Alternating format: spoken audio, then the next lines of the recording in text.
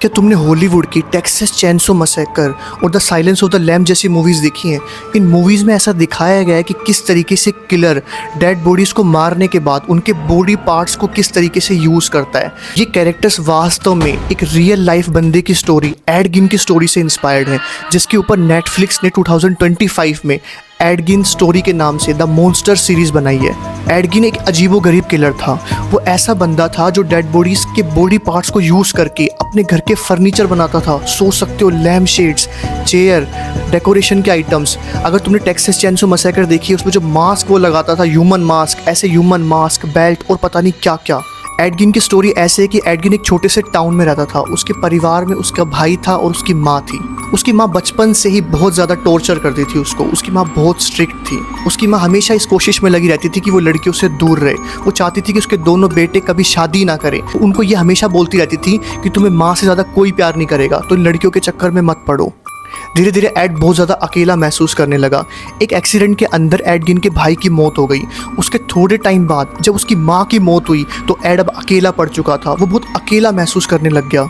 धीरे धीरे उसका अकेलापन एक मानसिक बीमारी में बदल गया। उसे अपनी मरी हुई माँ की आवाज़ें आने लग गई, जैसे कि वो उससे बात करती हो। वैसे तो इस बंदे एड गिन के ऊपर 2 मर्डर के चार्जेस लगे थे, जिसमें मैरी होगन और बर्निस वॉर्डन का नाम आता है। फिर इतने सारे बॉडी पार्ट्स के आइटम्स, फर्नीचर आइटम्स घर में कहाँ से आए? दरअसल ये बंदा नेक्रोफिले भी था। ये कब्रिस्तान से डेड बॉडीज को निकाल कर उनके साथ सेकता था और सभी डेड बॉडीज के बॉडी पार्ट्स को काट काट कर अपने घर के फर्नीचर आइटम्स बनाता था। इसके अलावा अपना अकेलापन मिटाने के लिए वो इन्हीं डेड बॉडीज का मीट बनाकर अपने पड़ोसियों के पास जाके खाता था। जब एड ने मैरी होगन का मर्डर किया तो किसी को पता नहीं लगा, लेकिन उसकी गलती ये हुई कि जब उसने बर्निस वॉर्डन का मर्डर किया, जो कि एक हार्डवेयर स्टोर की ओनर थी, तो सारा का सारा इन्वेस्टिगेशन केस चला गया फ्रैंक वॉर्डन के हाथ में, जो कि डेप्यूटी शेरिफ था और बर्निस वॉर्डन का बेटा था।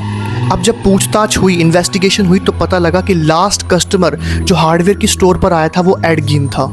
पूरी बात का पता करने के लिए फ्रैंक वॉर्डन एड गिन के फार्म हाउस पर पहुंच जाते हैं। उस टाइम एड गिन अपने फार्म हाउस पर नहीं था। काफ़ी देर तक खटखटाने के बाद जब ऑफिसर्स ट्रेसपास करते हैं, उसकी प्रॉपर्टी में अंदर चले जाते हैं, तो वहाँ के नज़ारे देखकर उनके होश उड़ जाते हैं। जब एड को गिरफ्तार किया गया तो उससे पुलिस ने पूछताछ की कि भाई तुमने मर्डर किए, तुमने डेड बॉडीज़ को निकाला, तुमने उनके बॉडी पार्ट के साथ में ऐसे एक्सपेरिमेंट क्यों किए? तो पता लगा कि एड ऐसे सारे एक्सपेरिमेंट्स अपने अकेलेपन को मिटाने के लिए अपने टाइम पास में करता था।